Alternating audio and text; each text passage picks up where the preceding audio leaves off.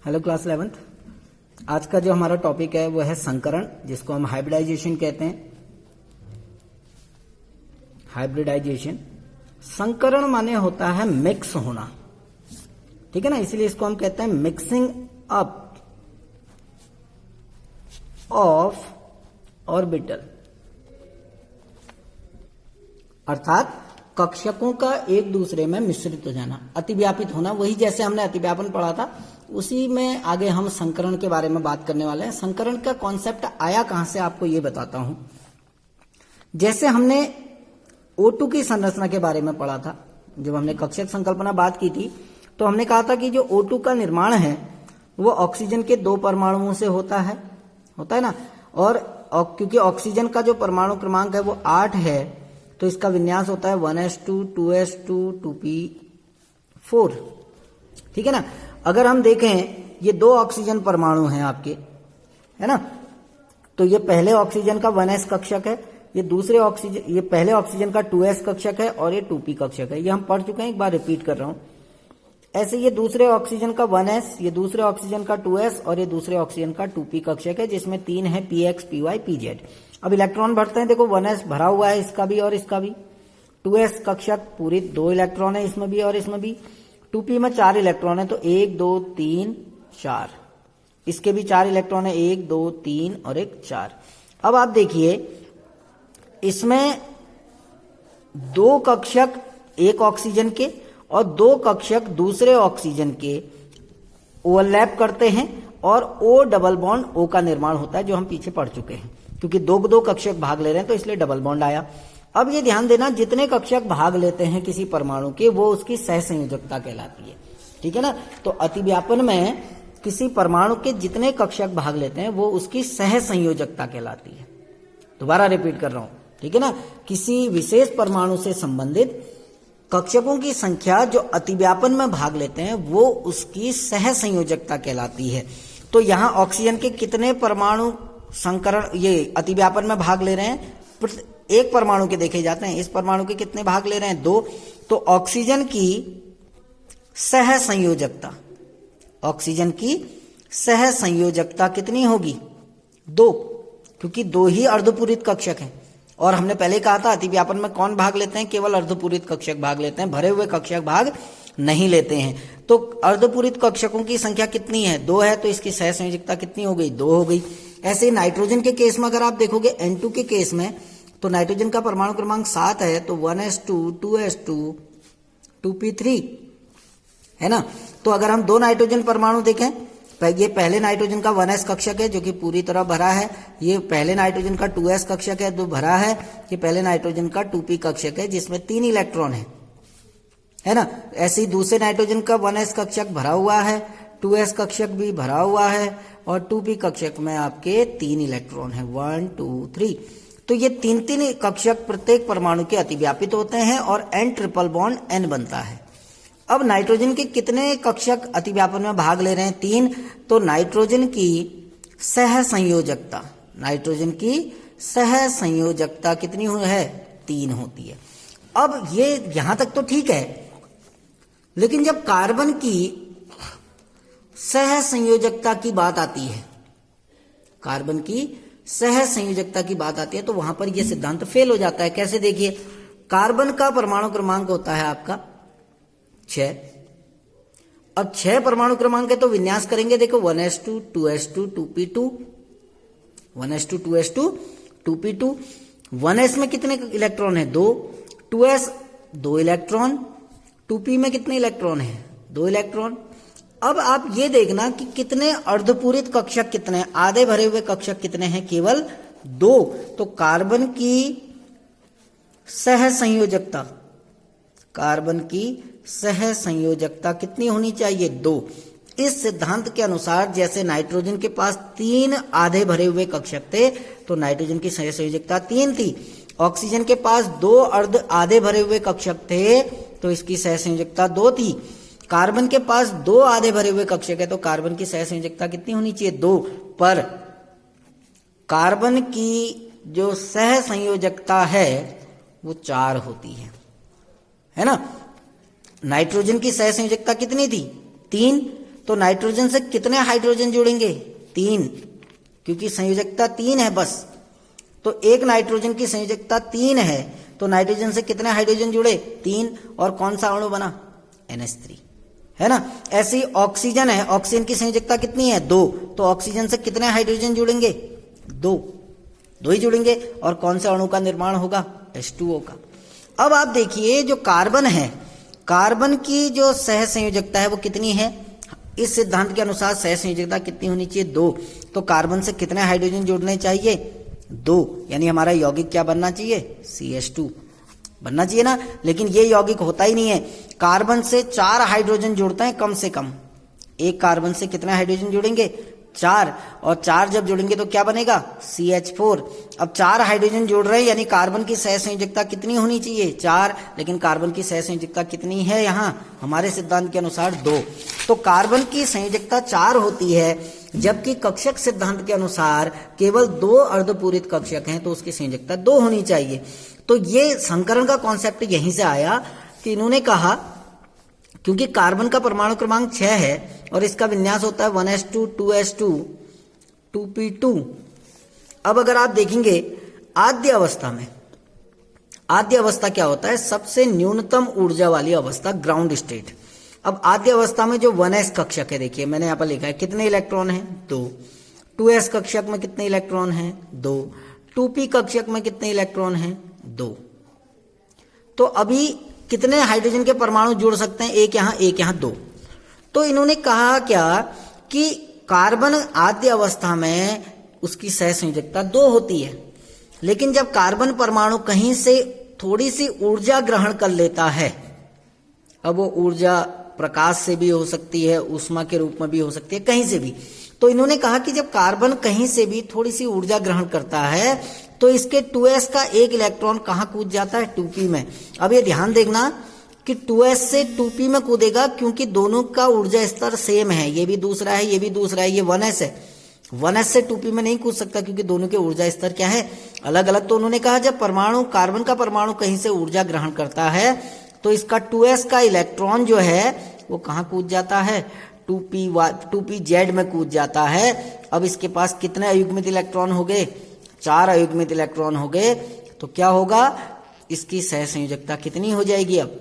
4, क्योंकि सह संयोजकता किसको कहते हैं? अयुग्मित इलेक्ट्रॉन युक्त कक्षकों की संख्या, जो कक्षक अतिव्यापन में भाग लेते हैं। तो पहले तो 2 ही अयुग्मित इलेक्ट्रॉन थे, तो इसका मतलब कितने सह संयोजकता? 2 होगी। लेकिन कार्बन 2 सह संयोजकता कभी प्रदर्शित नहीं करता, तो इसको स्पष्ट करने के लिए ये कहा गया कि कार्बन उत्तेजित अवस्था में, जब कार्बन कहीं से थोड़ी बहुत ऊर्जा ग्रहण कर लेता है तो वो उत्तेजित अवस्था में आकर उसका जो 2s कक्षक का एक इलेक्ट्रॉन है वो 2pz कक्षक में जंप कर जाता है, और इस प्रकार कार्बन के पास 4 अयुग्मित इलेक्ट्रॉन वाले कक्षक होते हैं, जिसके कारण इसकी सह संयोजकता 4 होती है। तो यहीं से संकरण का कॉन्सेप्ट आया। अब मैं आपको बताऊंगा कि हाइब्रिडाइजेशन की डेफिनेशन क्या होती है, आखिर संकरण होता क्या है। अभी तो खाली पृष्ठभूमि रख रहा था। तो संकरण होता है कक्षकों का एक दूसरे में मिलना, है ना, और समान ऊर्जा के नए कक्षकों का निर्माण। तो संकरण की परिभाषा ही हम यही देते हैं।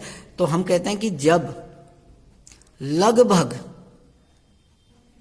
समान ऊर्जा वाले कक्षक, जब लगभग समान ऊर्जा वाले कक्षक, अभी ध्यान देना, ऊर्जा लगभग समान होनी चाहिए। ऐसा नहीं कि एनर्जी में बहुत ज्यादा डिफरेंस हो गई और वो मिक्स हो गए, ऐसा नहीं होता है, ठीक है ना। तो इसीलिए हमने कहा कि जब लगभग समान ऊर्जा वाले कक्षक अपनी ऊर्जाओं का पुनर्वितरण कर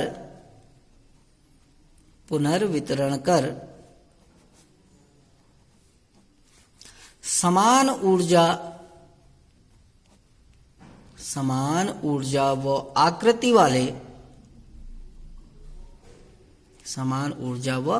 आकृति वाले नए कक्षकों का निर्माण करते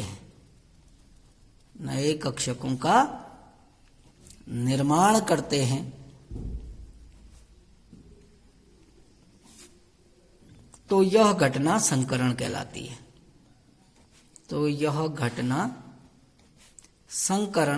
है। तो संकरण का मतलब है कि समान ऊर्जा वाले कक्षकों को आपस में मिलाकर कुछ नए कक्षकों का निर्माण करना जिनकी ऊर्जा क्या हो और ऊर्जा और आकृति समान हो। ठीक है ना, उसको हम हाइब्रिडाइजेशन कहते हैं या उसको हम संकरण कहते हैं। ठीक, अभी जब आप इनके प्रकार पढ़ोगे तो वहां पर समझ में आएगा। तो संकरण होता है कि जैसे अगर हम बात करें ना, हमारे पास देखो मैं एक उदाहरण से समझाता हूं। 3 हमारे पास सफेद पेंट के डब्बे हैं, ठीक है ना, ये 3 आपके पास सफेद पेंट के डब्बे हैं और एक आपके पास रेड पेंट का डब्बा है, ये लाल कलर का है रेड।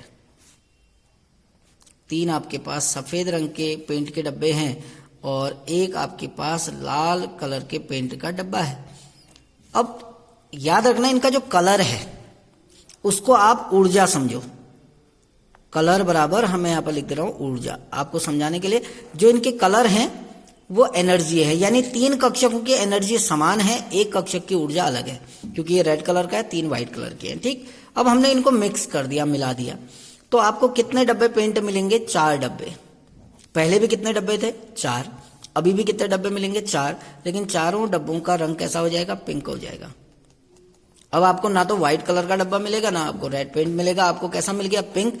यानी पहले इनके कलर अलग अलग थे, कलर मीन्स एनर्जी। तो जब रंग अलग अलग थे तो हम क्योंकि दोनों को एक दूसरे के संदर्भ में ले रहे हैं, कलर को हम ऊर्जा मान के चल रहे हैं, तो सबके कलर अलग अलग थे, यानी ऊर्जा अलग अलग थी। जब हमने मिला दिया तो सबके कलर सेम हो गए, यानी सबकी ऊर्जा सेम हो गई। तो संकरण का मतलब यही है कि जब लगभग समान ऊर्जा वाले कक्षकों को मिलाकर कुछ नए कक्षक बनाए जाते हैं जिनकी ऊर्जा समान होती है और उनकी आकृति भी समान होती है, उसको हम संकरण कहते हैं। और जो ये नए कक्षक बनते हैं इनको हम संकरित कक्षक कहते हैं, हाइब्रिड ऑर्बिटल कहा जाता है, संकरित कक्षक। ठीक है ना। अब संकरण के लिए कुछ स्थितियां होती हैं, परिस्थितियां होती हैं। ऐसा नहीं है कि किसी भी कक्षक का किसी के साथ संकरण हो जाएगा। तो संकरण की स्थितियां, इस संकरण के प्रकार कल बताऊंगा क्योंकि वीडियो बहुत लंबी हो जाएगी, ऑलरेडी 12 मिनट हो चुके हैं। तो संकरण के लिए कुछ परिस्थितियां हैं कि क्या किन किन कंडीशन में हाइब्रिडाइजेशन होता है, या कैसे जो एटॉमिक ऑर्बिटल है, जो परमाणविक कक्षक है, उनके संकरण के लिए कैसी कंडीशंस होनी चाहिए। ठीक है ना। तो पहली कंडीशन तो यह है कि केवल समान परमाणु से संबंधित कक्षक, समान परमाणु से संबंधित कक्षक ही संकरण में भाग लेते हैं, कक्षक ही संकरण में भाग लेते हैं। ठीक है ना, संकरण में भाग लेते हैं। ऐसा नहीं है कि एक कक्षक आप कार्बन का ले रहे हो, दूसरा कक्षक ऑक्सीजन का ले रहे हो, दोनों को मिला दे रहे हो, ऐसा नहीं। एक ही परमाणु के कक्षक भाग लेंगे। और कक्षक भी कौन से भाग लेंगे? जिनकी ऊर्जाएं लगभग समान होंगी। अभी वो अगला पॉइंट है। तो पहला संकरण की स्थिति यह है कि केवल समान परमाणु से संबंधित कक्षक ही भाग ले रहे हैं। जैसे माना सपोज करो S और P कक्षक आपस में जुड़ रहे हैं, ये S कक्षक है, ये P कक्षक है, ये दोनों आपस में जुड़ रहे हैं, तो S कक्षक भी उसी परमाणु का होना चाहिए जिसका P कक्षक है। जैसे अलग अलग नहीं होने चाहिए। अगर माना कार्बन का S परमाणु है तो कार्बन का ही P परमाणु होना चाहिए। अगर कार्बन का S परमाणु है, ऑक्सीजन का P परमाणु है, तो अलग अलग परमाणुओं के कक्षक संकरित नहीं होते हैं। तो केवल समान परमाणु से संबंधित कक्षक ही संकरण में भाग लेते हैं। नंबर दूसरा यह है कि संकरण में भाग लेने वाले कक्षकों की ऊर्जा लगभग समान होनी चाहिए, बहुत ज्यादा डिफरेंस नहीं होना चाहिए। जैसे 1s 2s 2p 3s 3p ये कक्षक है माना, तो संकरण या तो 2s और 2p के बीच में होगा क्योंकि इनकी ऊर्जाएं लगभग बराबर हैं, या 3s और 3p के बीच में हो सकता है। तो 1s और 3p के बीच में कभी संकरण नहीं होगा क्योंकि 1s कक्षक की ऊर्जा कम है, 3p की ऊर्जा बहुत ज्यादा है, तो ऊर्जा में अंतर ज्यादा नहीं होना चाहिए। तो हम कहते हैं संकरण केवल लगभग समान ऊर्जा वाले कक्षकों के मध्य होता है, कक्षकों के मध्य होता है। तो लगभग समान ऊर्जा वाले कक्षक होने चाहिए, उन्हीं के मध्य में होगा। ठीक है ना। तीसरा, इलेक्ट्रॉन की प्रोन्नति या इलेक्ट्रॉन का उत्तेजन लिख देता हूं। इलेक्ट्रॉन का उत्तेजन संकरण के लिए आवश्यक नहीं है, संकरण के लिए आवश्यक नहीं है। जैसे अभी हमने कहा ना कि यहां पर हमने कहा था कि ये जो 2s का कक्षक है वो 2p में जंप करता है, तो ये संकरण के लिए आवश्यक स्थितियां नहीं है। ये कहीं कहीं पर ऐसी कंडीशन आती है कि जहां पर इलेक्ट्रॉन एक्साइट कर जाता है, लेकिन हर जगह पर ये जरूरी नहीं है कि इलेक्ट्रॉन एक्साइट होता है, ठीक है ना। और चौथा और अंतिम स्थिति ये है कि ये जरूरी नहीं है कि अर्धपूरित कक्षक ही संकरण में भाग लेते हैं, कभी कभी पूर्ण भरे हुए कक्षक भी संकरण में भाग लेते हैं। तो यह है कि केवल अर्धपूरित कक्षक ही संकरण में भाग नहीं लेते हैं, संकरण में भाग नहीं लेते हैं। कभी कभी पूर्ण भरे हुए कक्षक भी, पूर्ण भरे कक्षक भी संकरण में भाग लेते हैं, संकरण में भाग लेते हैं। तो ये कंडीशन जरूरी नहीं है कि केवल अर्धपूरित यानी हाफ फिल्ड ऑर्बिटल ही संकरण में भाग लेंगे, कभी कभी जो पूर्ण भरे हुए कक्षक होते हैं वो भी संकरण में भाग लेते हैं, ठीक है ना। तो इसके बाद हम बात करने वाले हैं कि संकरण के प्रकार के बारे में, कि संकरण आखिर कितने प्रकार का होता है, ठीक है ना। तो संकरण विभिन्न प्रकार के होते हैं, मैं हल्का सा बता रहा हूं, बाकी कल जैसे sp3 संकरण होता है, sp2 संकरण होता है, sp संकरण होता है। तो sp3 संकरण क्या हुआ, जब एक s कक्षक व 3 p कक्षक भाग लेते हैं। sp2 में क्या होगा, एक s कक्षक प्लस 2 p कक्षक। sp संकरण में क्या होगा, एक s कक्षक प्लस 1 p कक्षक। ऐसे ही अन्य संकरण भी होते हैं ऐसे कि जिनमें d कक्षक भी भाग लेते हैं, जैसे आपका sp3d, sp3d2 और sp3d3। तो sp ये d कक्षक वाले संकरण हैं कि जिसमें d कक्षक भी भाग लेता है। sp3, sp2, sp3d, sp3d2 और sp3d3 बिल्कुल वही है, एक s कक्षक 3 p कक्षक और एक d कक्षक, एक s कक्षक 3 p और 2 d। तो इनके बारे में हम कल बात करेंगे, संकरण के प्रकार के बारे में उदाहरणों के माध्यम से। Thank you.